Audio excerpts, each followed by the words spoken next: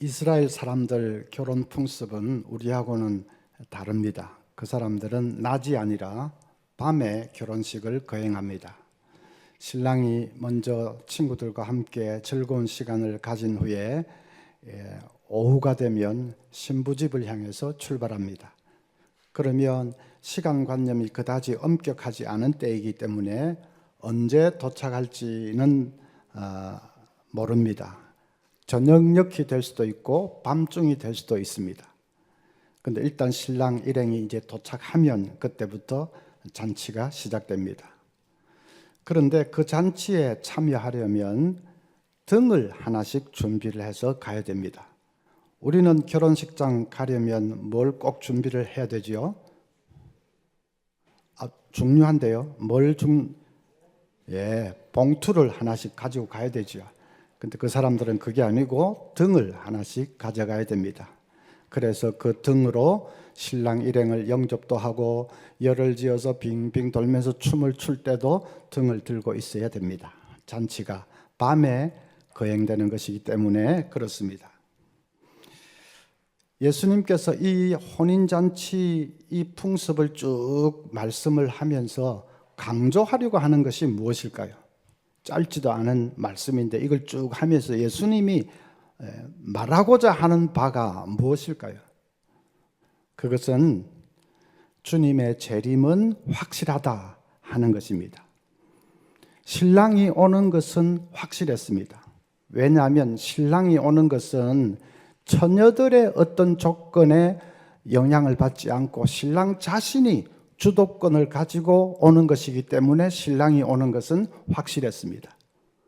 처녀들이 뭐 졸든지 말든지 기름을 준비했든지 말든지 처녀들이 어떻게 하고 있는지에는 아무 상관없이 거기는 영향을 받지 않고 오직 신랑 자신이 주도권을 가지고 자기의 스케줄에 따라서 올 때가 되면 오기 때문에 신랑이 오는 것은 확실했습니다. 예수님 재림도 마찬가지입니다. 우리 쪽에서 뭐 어떻게 하고 있든지 그건 아무 상관없이 예수님이 주도권을 가지고 올 때가 되면 오시기 때문에 예수님 오시는 것은 확실합니다. 이 세상 정세가 어떻게 흘러가든지 국제 정세가 어떻게 흘러가든지 3차 대전이 일어나든지 말든지 상관없이 그런데 영향받지 않고 올 때가 되면 주님이 자기 스케줄에 따라서 오시기 때문에 주님이 오시는 것은 확실한 것입니다. 1992년 10월 28일 날 예수님 재림한다.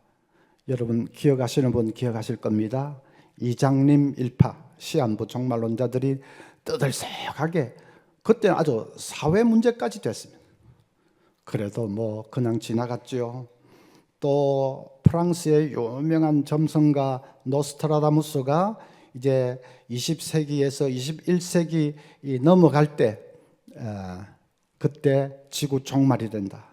그 노스트라다무스는 워낙 유명한 점성가니까 300년 전에 지금 중국이 저렇게 부상할 것을 정확하게 예언한 사람이니까 그러니까 21세기 넘어갈 때 지구 종말이 하니까 사람들이 좀 진짜로 그러려나 했죠. 또 그때는 Y2K 그 컴퓨터 그것까지 겹쳐서 어수선했습니다. 그래도 또 그냥 지나갔습니다.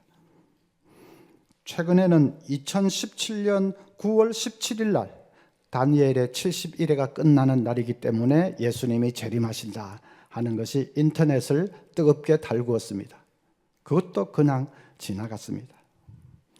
우리 쪽에서 뭐 이날이다 저날이다 하고 막 떠드는 그런 것에 주님 재림은 영향받지 않습니다. 주님 자신이 오실 때가 되면 오시기 때문에 확실한 것입니다. 한때 어떤 목사님은 전도를 되게 강조하시는데 뭐 어떤 본문으로 설교하든지 결국 다 전도로 빠지는데 그래서 그 목사님이 복음이 땅끝까지 전파되면 그제야 주님이 오겠다 하신 그 말씀을 근거로 해서 전도는 재림 촉진 운동이다 그렇게 가르친 적이 있습니다. 우리가 전도를 열심히 하면 그러면 예수님이 더 빨리 오실 수 있다. 여러분 재림 촉진 운동 새마을 운동보다 좋지만은 그래도 재림 촉진 운동, 그런 운동은 없습니다. 재림은 우리가 촉진할 수 있는 어떤 것이 아닙니다. 물론 우리가 지연시킬 수 있는 어떤 것도 아니지요. 우리가 영향을 미칠 수 있는 것이 아닙니다. 우리가 영향을 미칠 수 있는 것이라면 예수님 재림은 대단히 불투명한 것이 될 것입니다. 인간이 얼마나 변덕스럽습니까? 어제는 열심을 막 내다가 오늘은 또 싸늘하게 식어지기도 하고 하는 게 인간 아닙니까? 그런데 재림이 영향을 받는다면 예수님 재림은 대단히 불투명한 것이 될 것입니다. 전도가 재림을 촉진할 수 있다면, 우리가 게을러서 전도를 안 하면 예수님 재림이 자꾸 늦추어지겠네요. 우리가 전도를 막 통 안 해버리면 예수님은 아예 못 오시겠네요. 그런 것이 아닙니다. 우리가 전도를 하든지 말든지 열심을 내든지 말든지 우리 편의 어떤 조건이나 이런 데 영향받지 않고 예수님 자신이 주도권을 가지고 자기의 스케줄에 따라서 올 때가 되면 오기 때문에 예수님 오시는 것은 확실한 것입니다. 그래서 우리 마지막은 확실합니다. 다시 오시는 주님 앞에 다 서게 될 것이고, 주님께서 잘했다, 착하고 충성된 종아, 주님께서 우리를 기쁨으로 영접해 주실 것입니다. 그 마지막은 확실합니다. 아이들 놀이동산에 가보면 뭐 어른들도 재밌는 거 많이 있는데 그 중에 제일 좀 짜릿짜릿하고 무서운 것이 청룡열차입니다. 청룡열차. 그거 타면 뭐 톱니바퀴를 물고 째깍째깍째깍 해서 열차가 저 꼭대기까지 올라가면 그 다음에 땅바닥을 해서 그냥 내리꽂기 시작합니다. 사람들이 죽는다고 막 비명을 지르죠. 어떤 사람 막 오줌도 찔끔찔끔 쌀 겁니다. 그런데 자세히 보면 막 죽는다고 비명을 지르는데 그 비명이 절망의 탄식 소리는 아닙니다. 너무 짜릿짜릿해서 비명을 지르는 것이지 절망의 탄식 소리는 아닙니다. 그래서 비명을 지르면서도 어떤 사람은 우와 막 이렇게 승리의 V자를 그립니다. 어떻게 그럴 수 있습니까? 마지막을 알기 때문이죠. 마지막에는 딱 안전하게 출발한 거기에 딱 도착한다 하는 것을 알기 때문에 인간인지라 무서워서 막 비명 소리는 나오지만은 그래도 승리의 V자를 그리는 것입니다. 마지막을 알지 못하고 진짜 막 내리꽂아가지고 땅에 처박혀서 내가 죽을 수도 있다 그렇게 생각하면 누가 V자를 그리겠습니까? 근데 그런 일은 없고 딱 마지막에는 안전하게 도착한다 하는 걸 알기 때문에 비명을 지르면서도 승리의 V자를 그리는 것입니다. 마찬가지입니다.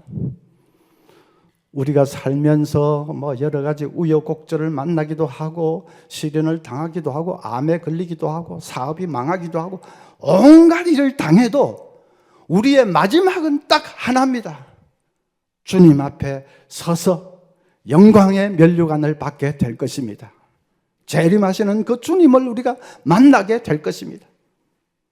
그래서 우리는 살면서 어려운 일을 당하고 하면 눈물도 나고 비명소리도 나고 하지만은 우리는 정말 울면서도 V자를 그릴 수 있는 사람입니다. 마지막에는 내가 이긴다는 것을 알기 때문에. 자, 그런데 여기 비유를 이제 보면 신랑이 좀 더디 오게 되니까 누가 졸며 잤다고 했습니까? 누가 졸며 잤다고 했습니까? 이제 오늘 지금 마치는 시간쯤 됐으면 그동안 저한테 적응을 좀 하셨을 텐데요. 저분이 물어볼 때는 함정도 좀 있더라. 적응을 하셨을 텐데. 자, 누가 졸며 잤다고 했습니까? 미련한 처녀들 하면 안 되고 5절에 보면 다 졸며 잘세 했습니다. 미련한 처녀들은 물론 잤고 슬기로운 처녀들도 잤습니다. 다 잤습니다.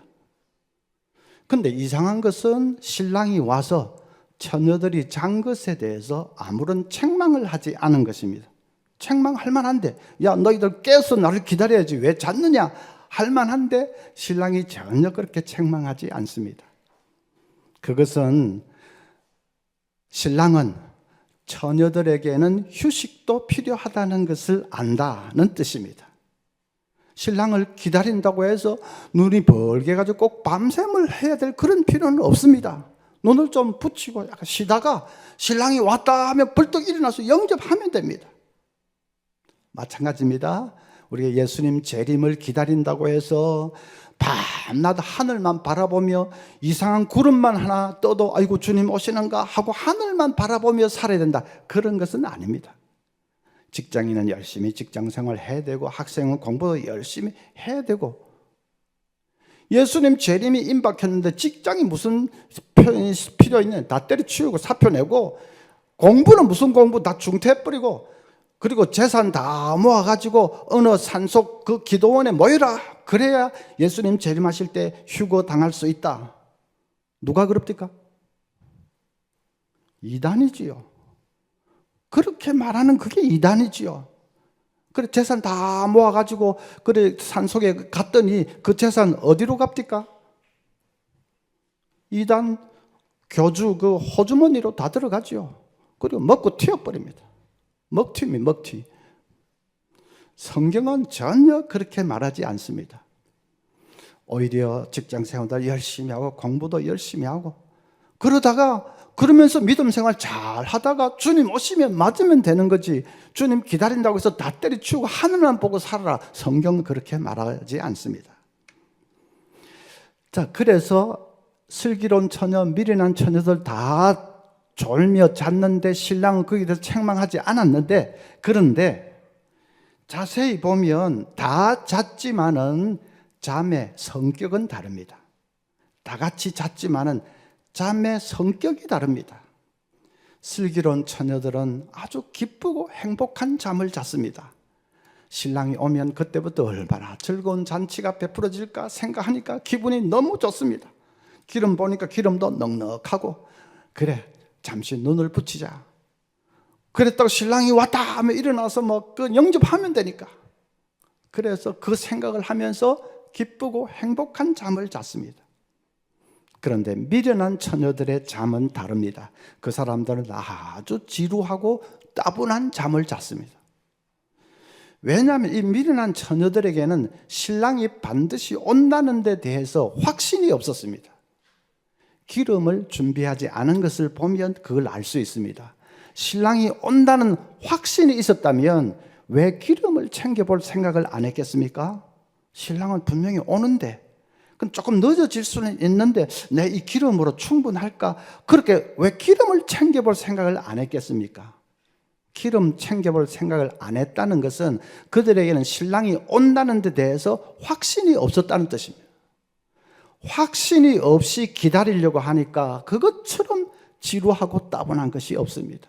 눈꺼풀은 막 천근만근 무겁고 피곤해 죽겠고 잠은 쏟아지는데, 신랑 이거 오는 거야 마는 거야, 이거 사람 미치겠네, 이거. 확신이 없이 기다리려고 하니까 그것처럼 지루하고 따분한 것이 없습니다. 그래서 미련한 처녀들은 지루하고 따분한 피곤한 잠을 잤습니다. 다 같이 자기는 잤지만은 딱 들여다보면 잠의 성격이 완전히 다릅니다. 마찬가지입니다. 똑같이 직장 생활을 해도 재림 신앙을 가진 우리 신앙인들의 직장 생활과 그런 거 없는 불신자들 직장 생활은 완전히 다릅니다. 똑같이 직장 생활을 해도 우리 신앙인들은 하루하루 직장 생활을 기쁨으로 합니다. 왜냐하면 다음에 주님 재림하실 때 내가 직장에서 성실하게 신실하게 일한 거, 정말 하나님 영광을 위해서 일한 거, 또 틈마다 전도도 하고 하면서 일한 거, 그 하나도 땅에 떨어지지 않고 주님이 다 상급으로 갚아주실 것을 알기 때문에, 하루하루가 헛되지 않고 주님이 상급으로 갚아주실 것을 알기 때문에, 그래서 직장 생활을 아주 기쁘고 행복하게 합니다. 그런데 불신자들 직장인은 그런 거 어디 있습니까? 자기들은 끝에 어떻게 된다는 걸 알지를 못합니다. 주님 앞에 선다는 것을 알지를 못합니다. 목표가 없습니다. 그러니까 이 직장생활 하루하루가 지루하고 따분하기 짝이 없습니다. 아침에 눈을 떠서 가가지고 막 죽도록 일하고, 저녁에 늦게 이제 집에 와서 좀 씻고 쉰다 싶은데 눈 뜨면 또 아침이고, 또 끌려가서 또 죽도록 일하고, 또 저녁에 와서 또 조금 눈 붙였다면 또 아침이고, 그냥 다람쥐 쳇바퀴 돌듯이 똑같은 일을 계속 하다 보니까 지루하고 따분해 죽겠으면. 그래서 어떤 사람 중년에 바람도 한번 피워보고 너무 지루하고 따분한 일탈을 꿈꾸는 거죠. 똑같이 직장 생활을 해도 그 자세히 내용이 완전히 다릅니다. 전업주부도 마찬가지입니다. 크리스찬 주부들은 가정에서 뭐 청소하고 설거지를 하나 해도 기쁨으로 할 수 있습니다. 왜냐하면 다음에 주님 재림하실 때 내가 이 가정을 잘 사랑으로 섬기고 돌본 거 하나도 땅에 떨어지지 않고 주님이 상급으로 갚아주실 것을 알기 때문이죠. 여러분, 교회 안에서 기도하고 봉사하고 한 것만 주님이 상 주시고 저 밖에 나가서 가정생활 잘한 것은 상하고는 관계없고 그렇습니까? 아닙니다. 그렇게 생각하면 성속을 잘못 구별하는 이 이원론, 잘못된 이원론입니다. 가정에서 남편 잘 사랑으로 이렇게 섬기고 자녀들 믿음으로 잘 키우고 이렇게 그 가정을 기도로 믿음으로 사랑으로 잘하면 그 하나도 땅에 떨어지지 않고 다음에 주님이 상급으로 다 갚아주실 것을 알기 때문에 우리 크리스찬 주부들은 하루하루를 기쁨으로 그렇게 일을 합니다. 불신자 주부들은 그런 거 어디 있습니까? 자기가 마지막에 누구 앞에 서야 되는 그런 것도 모르는, 도통은 모르는데 하루하루가 지루하기 짝이 없어요. 먹고 나면 치우고 먹고 나면 치우고, 먹을 때야 뭐 좀 좋지만 나중에 치우려고 하면 얼마나 귀찮습니까? 막 설거지 할 거는 막 자꾸 쌓여가고 하는데 피곤하고 귀찮고 짜증나고, 뭐 먹는 놈 따로 있고 치우는 놈 따로 있나, 어쩔 땐 걸어디고 팍싹 깨버리고 싶습니다.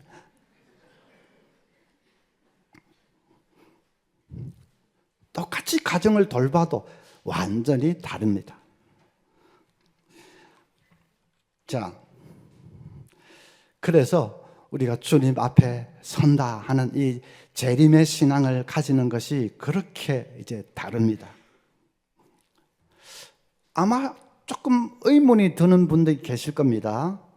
아니, 지금 우리가 죽으면 바로 천국 가는 거 아닌가? 그 천국 가면 됐지, 예수님이 꼭 뭐 이 땅에 또 오셔야 되나? 재림이 꼭 필요한가? 내가 죽으면 천국 가서 영원히 사는데 뭐 그러고 나면 주님이 오든지 말든지 그게 뭐 그렇게 중요한가? 이런 생각을 하는 분이 계실 겁니다. 이제 잘 알아야 됩니다. 우리가 죽으면 천국 가는데 그건 우리 영혼만 가는 것입니다. 우리 몸은 이 땅에 그대로 남아있지요. 흙으로 돌아가겠지요. 납골당에 안치되겠지요. 우리 몸은 그대로 남아있습니다. 그 몸이 어떻게 되느냐? 예수님 재림하실 때에 부활합니다. 다시 부활하게 됩니다. 빌립보서 3장 21절, 이제 빨리빨리 이제 띄워주십시오.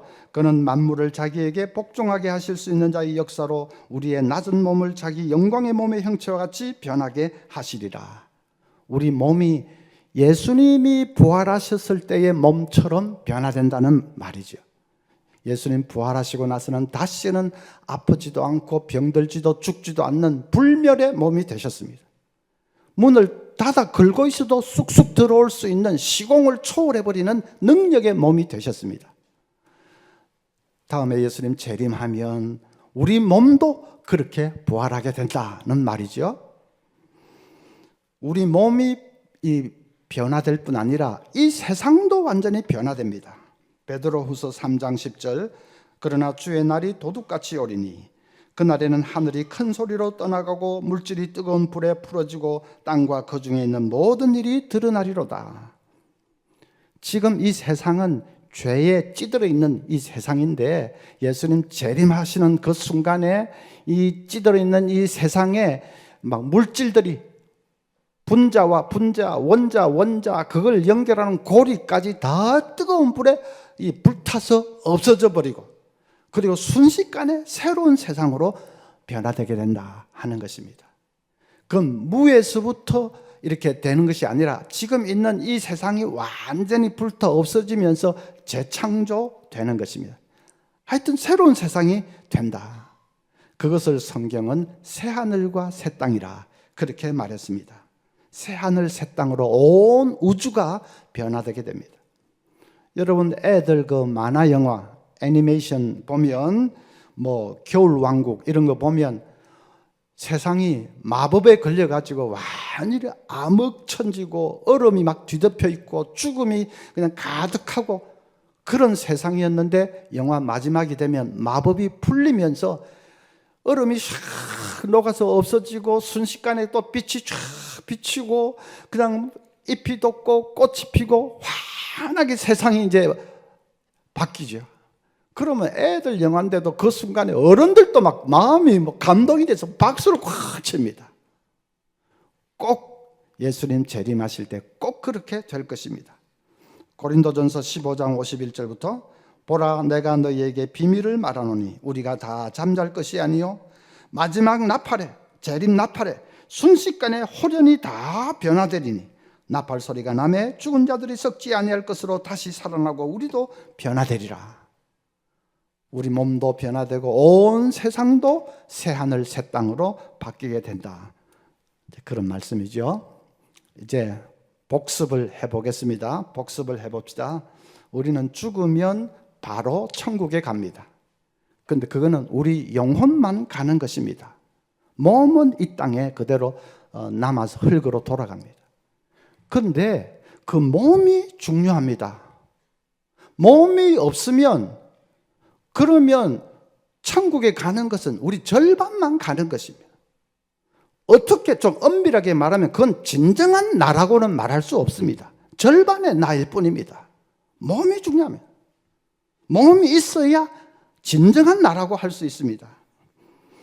그 몸은 어떻게 됩니까? 주님 재림하실 때 그 몸이 부활해서 천국에 있는 내 영혼과 결합해서 그래서 새하늘 새 땅에서 영원히 살게 됩니다.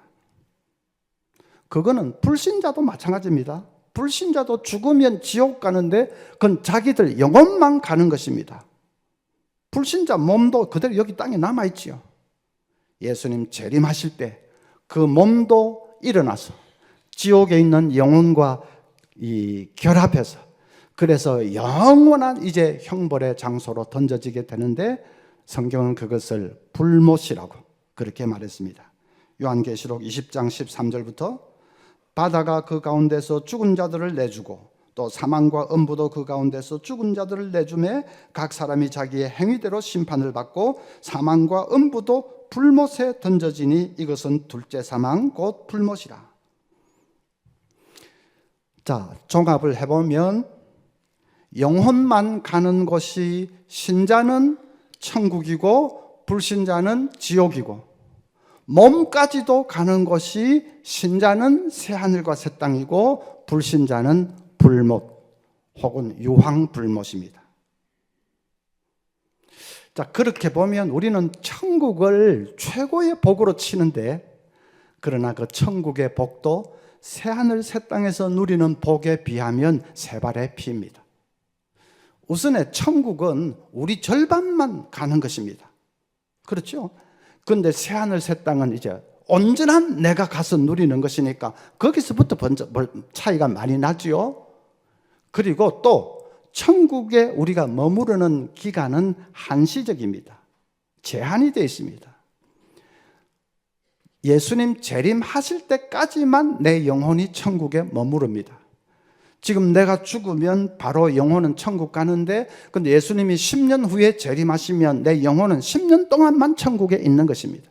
예수님이 100년 후에 재림하시면 내 영혼은 100년 동안만 천국에 있는 것입니다. 한시적입니다. 그런데 새하늘 새 땅은 영원합니다. 예수님 재림하시고 나서부터 새하늘 새 땅이 시작되는데 거기서 우리가 이 머무르는 것은 그야말로 진짜로 영원히 머무르게 됩니다. 여러분, 영원이라는 것이 얼마나 긴 시간인가 아십니까? 만약에 조개 껍질로 저 낙동강 물을 하루에 한 번 퍼내면 낙동강 물 다 퍼내는데 몇 년쯤 걸릴까? 그거는 크게 어렵지 않습니다. 수리공학 그런 거 전공한 사람 금방 계산할 수 있을 겁니다. 낙동강 길이가 얼마인지 그 다음에 평균 강폭이 얼마인지, 평균 수심이 얼마나 되는지 곱하기 하면 그 전체 수량이 나오겠죠. 그리고 조개 껍질 하나에 담길 수 있는 물 몇 cc 그래가지고 나누기 하면 딱 나옵니다.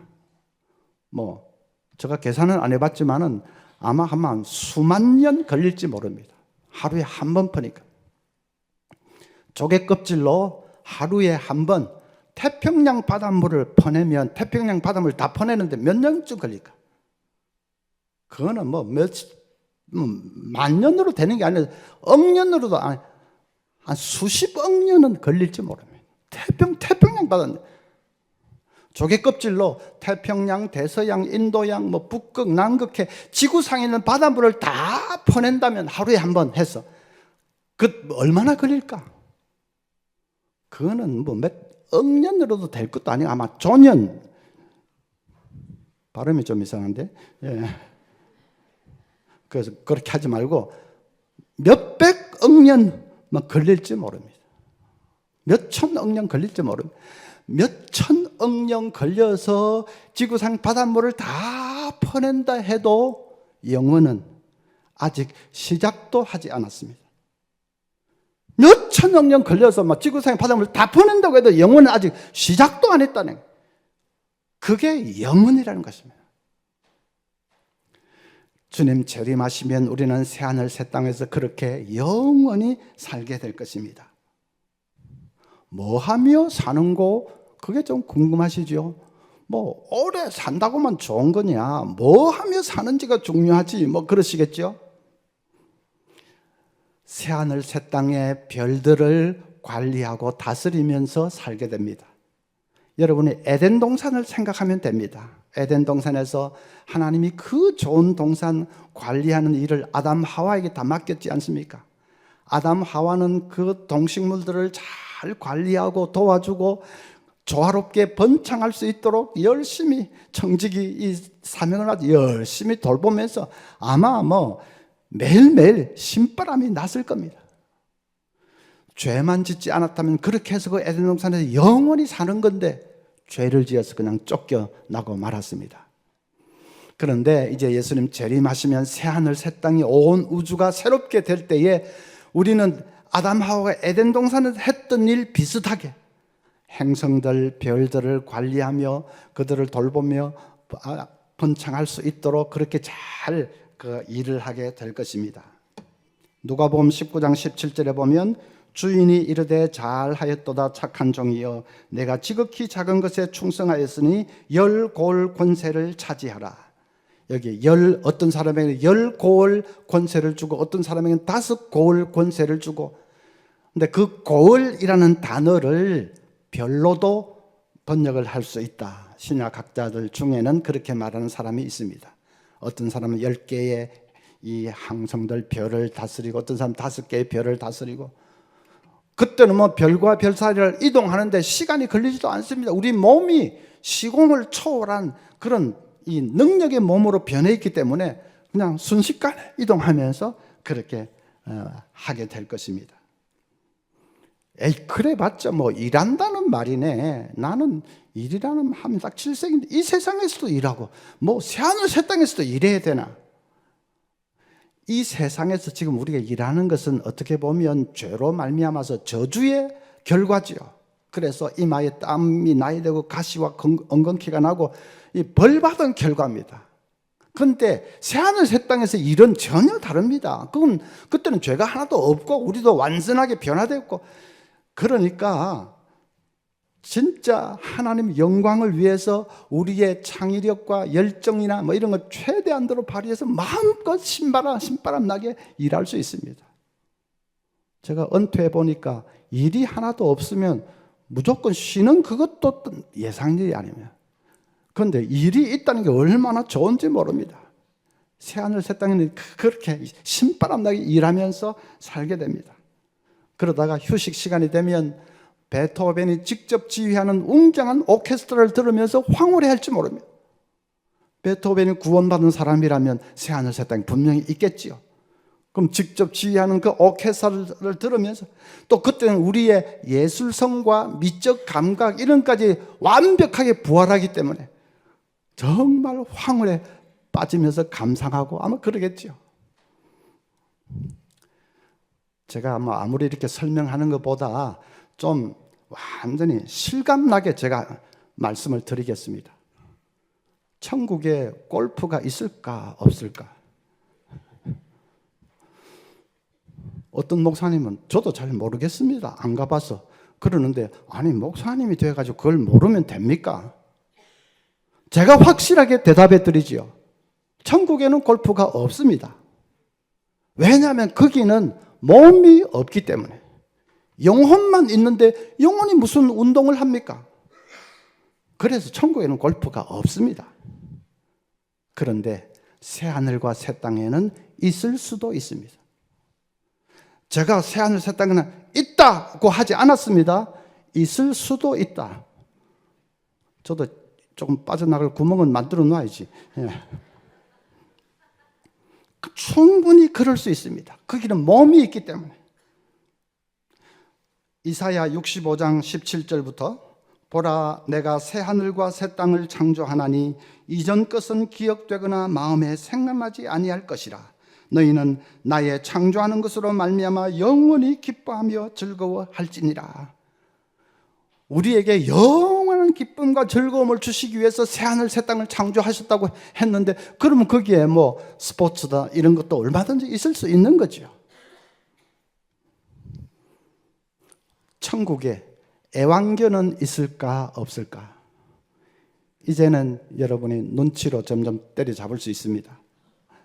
오래전에 저희 집에 강아지를 한 마리 키웠는데 이름이 이제 뽀야입니다. 뽀야. 한 번은 뽀야가 너무 귀여워가지고 제가 안고는 입을 맞추는 신용을 했습니다. 뽀뽀를 진짜로 한 것도 아니고 그냥 그 신용만 했는데 그때 초등학생 저희 딸과 아들 녀석이 합창이라도 하듯이 막 고함을 질렀습니다. 아빠 그러지 마. 아빠 입에 병균이 뽀야한테 다 들어가. 이 자식들이 저가 자식이라면 뽀야 입에 병균이 아빠한테 들어가 조심해 이래야지 저거 자식이지. 아빠 입에 병균이 뽀야한테 다 들어가. 나는 완전히 개만도 못한 인생이. 한 번은 아들 일기장을 슬쩍 훔쳐봤더니 자기 기도 제목 3가지 딱 적어놨는데 3번째가 하나님 뽀야 천국 가게 해주세요 그래 놨습니다. 그런 걸 보면 또 저는 장난기가 발동합니다. 그래 딱 시침을 떼고 광현아 뽀야는 천국 못 가. 동물은 천국 못 가. 뽀야가 천국 갈 수 있는 길은 딱 하나 있어. 아빠가 일단 뽀야를 먹어. 그래가지고 다음에 아빠가 천국 가면 뽀야는 아빠 뱃속에서 갈 수 있는 거야. 그랬더니 막 아들이 눈을 부라리면서 아빠 진짜 목사 맞아. 농담 한번 하다가 목사 모가지 떨어질 뻔했어요. 여러분 혹시 상처받지 마십시오. 그 옛날 얘기입니다. 옛날에는 종종 먹었습니다. 그리고 또 종류도 다르기 때문에 그 지금 제가 하는 말은 농담이니까 혹시 애완견 키우시는 분은 상처받지 마시기 바랍니다. 천국에 애완견이 있을까 없을까? 없습니다. 왜냐하면 이 천국은 영혼만 가는 곳인데 동물들은 영혼이 없지 않습니까? 그래서 천국에는 없습니다.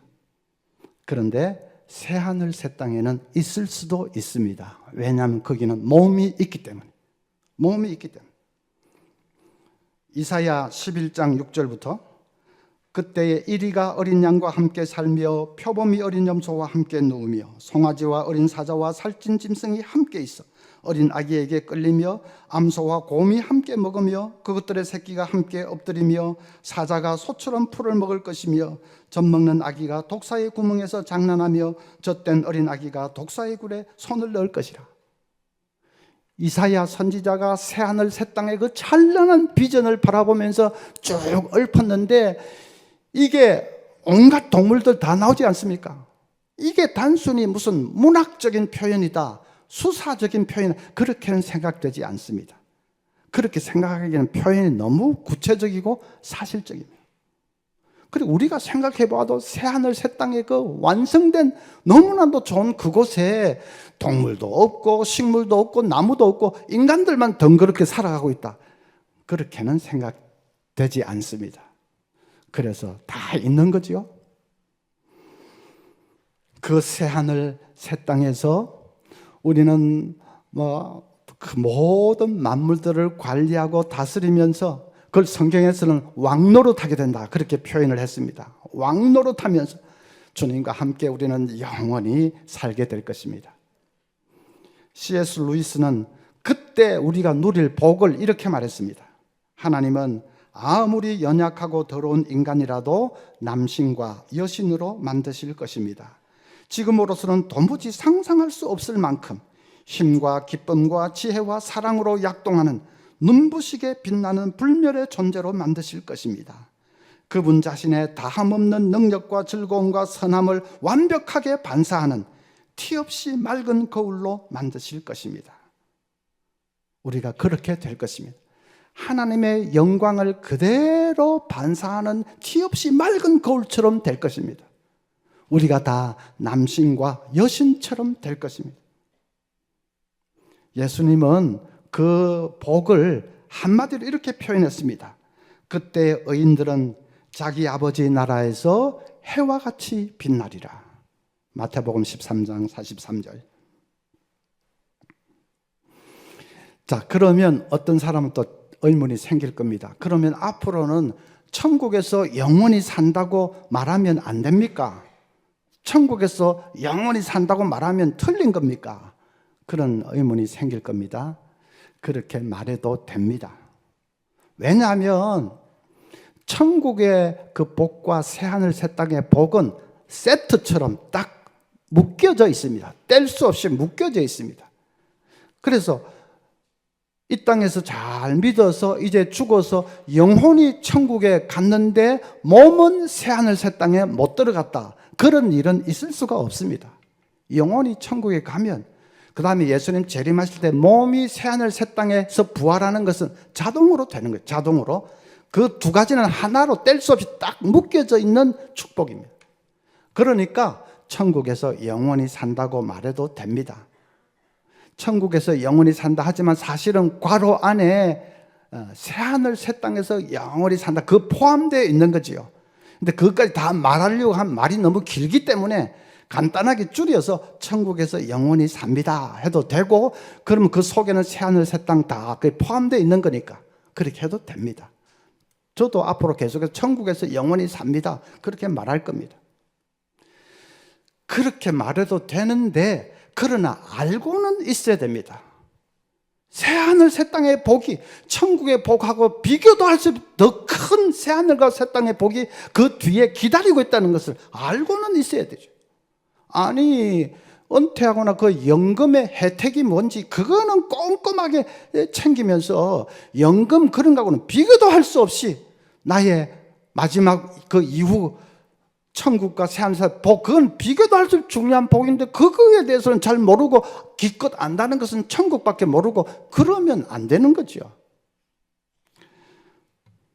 저희 교회 어떤 연세 많은 할머니 집사님, 그분이 자기 또래 이 할머니들과 앉아서 이런저런 얘기를 하다가 이런 말을 했다는 것이 저에게 들려왔습니다. 그 할머니 말이, 내가 천국이 있다는 것까지는 믿어주겠는데 죽은 사람이 다시 살아난다는 것은 순 거짓말이다, 그랬다는 겁니다. 제가 아이고, 내가 17년 목회를 완전히 헛것을 했구나. 그런데 우리 교인들은 다 압니다. 제가 얼마나 많이 가르치고 강조를 많이 했는지 다 아는데, 그 할머니 아마 혼자 귀가 어두우시든지 또 설교할 때 잘 안 들었든지 그런 거지 우리 교인들은 다 잘 압니다. 근데 여러분, 죽은 사람이 살아난다는 건 순 거짓말이다, 그러면 안 됩니다. 죽은 사람이 살아나는 것이 없으면 그건 기독교가 아닙니다. 죽은 사람이 다시 살아나는 것이 없으면 그건 성경이 아닙니다. 여러분, 아까 낮 시간에도 신앙 고백 했지 않습니까? 그 신앙 고백 마지막 부분에 어떻게 고백합니까? 죄를 용서받는 것과 몸의 부활과 영생을 믿습니다. 늘 고백하지 않으세요? 몸의 부활. 무슨 뜻입니까? 이 죽은 우리 몸이 다음에 부활한다, 그 말 아닙니까? 그거 믿는다고 늘 고백을 해놓고 죽은 사람이 살아난다는 건 쑥 거짓말이에요. 그렇게 말하면 안 되지요. 이 사도신경에는 차라리 천국에 대한 고백은 없습니다. 대신에 이 죽은 몸이 살아난다. 언제? 예수님 재림하실 때. 그거는 우리 주일마다 고백하지 않습니까? 저는 교인이 세상 떠나면, 교인 본인이 세상을 떠나면 이제 상주하고 같이 그 지하 1층에 있는 영안실까지 이제 내려갑니다. 발인 예배 드릴 때. 그러면 내려가면 그 칸칸이 쫙 이제 관이 있는데 뭐 몇 번 이렇게 쭉 꺼내가지고, 그리고 상주 앞에서 이렇게 뚜껑을 열어서 맞지요 하고 확인을 시키고, 그리고 사인을 받습니다. 그때 저는 묵묵히 곁에 서서 지켜봅니다. 그 순간에 저의 기도는 하나밖에 없습니다. 주님, 우리 집사님 이 좁은 상자의 가치가 이게 뭡니까? 주님 빨리 오십시오. 빨리 오셔서 집사님 일으켜 주세요. 주님, 그 기도밖에 없습니다. 저는 그 순간에 집사님 이제 천국 가셨으니까 위로 받읍시다, 그러지 않습니다. 물론 위로 받아야 되지요. 근데 사람들이 이제 그걸로 다 끝난 줄 알고 있습니다. 천국 가셨으니까 우리 위로받고 다음에 우리 가면 만날 거고, 뭐 그래서 끝난 줄 알고 있습니다. 몸을 어떻게 할 것입니까? 몸이 없으면 진정한 그 사람이라고 말할 수 없습니다. 몸은 주님 재림하실 때 부활하게 될 것입니다. 요한복음 5장 25절에 진실로 진실로 너희에게 이르노니 죽은 자들이 하나님의 아들의 음성을 들을 때가 오나니 곧 이때라. 듣는 자는 살아나리라. 28절에도 이를 놀랍게 여기지 말라. 무덤 속에 있는 자가 다 그의 음성을 들을 때가 오나니, 요즘 말로 하면 납골당에 있는 자가 다 그의 음성을 들을 때가 오나니, 선한 일을 행한 자는 생명의 부활로, 악한 일을 행한 자는 심판의 부활로 나오리라. 그래서 우리가 재림을 사모하는 것입니다. 교인들이 재림을 별로 사모하지 않습니다. 천국 때문에. 천국 때문에 재림을 별로 사모하지 않습니다. 내가 죽으면 내 영혼 천국 가면 이제 다 됐는데, 그 후에 예수님이 이 땅에 오든지 말든지 그 뭐 나하고 무슨 상관 있냐, 나는 뭐 천국에 가서 잘 사는데, 그렇게 생각합니다. 그건 너무나도 잘못된 것입니다. 복음의 반쪽만 알고 있습니다. 반쪽만. 예수님이 오셔서 우리를 일으켜 주셔야 되죠. 그래서 여러분, 천국의 소망과 그리고 새하늘 새 땅의 소망을 늘 가슴에 품고 사시기를 바랍니다. 제가 처음에 말씀드렸죠. 우리의 마지막은 확실하다. 재림하시는 그 주님 앞에 서게 될 것입니다. 그래서 그 소망을 다 마음에 간직하고 사시기를 바랍니다. 그러면 이 땅의 삶을 아주 기쁘게 살 수 있습니다. 요즘은 어떻게 된 판인지 쫄병들도 휴가 갈 때 비행기 타고 갑니다. 제가 바빠서 뭐 공항에 어쩌다가 나가보면 겨우 짝대기 하나 쫄병인데 휴가 간다고 그 공항에, 저 김포공항에 가보면 얼씬거리고 있습니다. 이야, 이것들이 기압이 보통 빠지게 아니에요. 전부 화장실 뒤로 집합. 빠따라도 한 대 치고 싶은데 나는 방위 출신이라서 뭐 그렇게 하지도 못하고, 내가 집합하면 어디 모이겠습니까? 누가? 옛날에는 비행기가 어디 있습니까? 용산에서 출발하는 야간 군용 열차를 타고 밤새워 달려서 저 부산에도 가고 목포에도 가고 그럽니다. 그 야간 군용 열차는 피곤하기 짝이 없는 열차입니다. 자리가 없어서 막 서로 부대껴 엉덩이만 걸터앉기도 하고, 그것도 안 난간에 걸터앉기도 하고, 어떤 사람은 막 그냥 바닥에 주저앉아 있기도 하고, 어떤 사람은 서서 밤새도록 가야 됩니다. 그래도 그 장병들 가만히 보면 피곤하다고 짜증 부리고 막 이래 불평하고 하는 사람 한 사람도 없습니다. 전부 얼굴에 웃음꽃이 만발하고 싱글벙글 했습니다. 어떻게 해서 그렇게 될 수 있습니까? 눈치로 때려잡을 수 있는데 어떻게 해서? 또 모르는 척하고 있네. 다 아시면서 마음이 이미 고향집에 가 있기 때문이죠. 마음이 부모님에게 가 있고 형제들에게 가 있고 마음이 애인에게 가 있고, 그러니까 몸뚱이 이거는 좀 별거 아닙니다. 이거는 막 좀 찌들리고 막 부대끼고 피곤하고 해도 마음이 너무너무 즐거우면 얼마든지 견딜 수 있습니다. 마찬가지지요. 우리 마음이 천국의 새하늘 새 땅의 소망으로 다 바라보고 마음이 거기 있으면 여기 땅에 살면서 뭐 남의 셋집에서 힘들게 살고 경제적으로 뭐 힘들고 병도 걸리고 해도 그 얼마든지 감당할 수 있습니다. 마음이 행복하고 마음이 든든하면 이 땅에 힘든 거 얼마든지 견뎌낼 수 있습니다. 기쁘게 살 수 있습니다. 소풍처럼 살 수 있습니다. 소풍이 즐거운 것은 돌아갈 집이 있기 때문이죠.